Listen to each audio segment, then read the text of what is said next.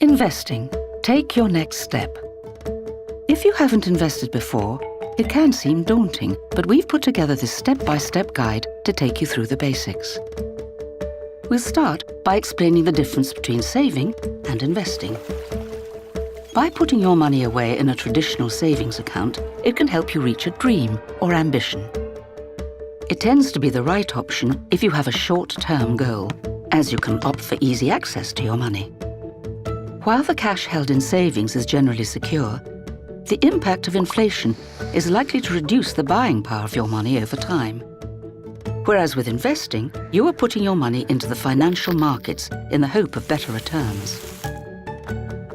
Although this comes with a greater level of risk, as the markets can go up or down in value.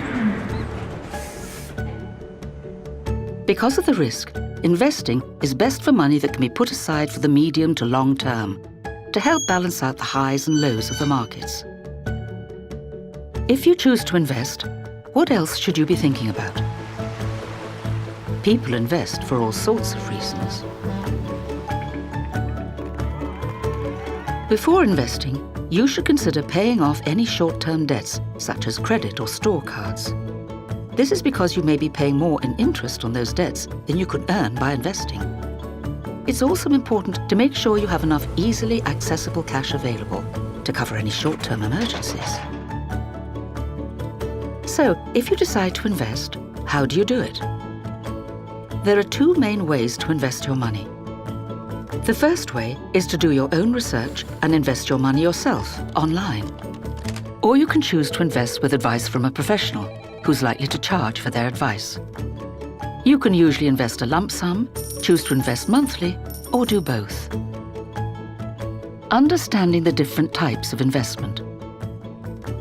When investing, you may come across the phrase asset classes. This simply means the different things you can put your money into, like company shares, property, or managed funds. Funds essentially just pool money from many different investors to buy a wide range of assets.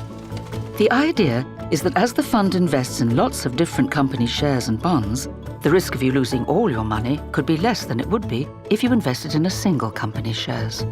Most funds are looked after by a professional fund manager, who will make decisions about which individual investments the fund should hold.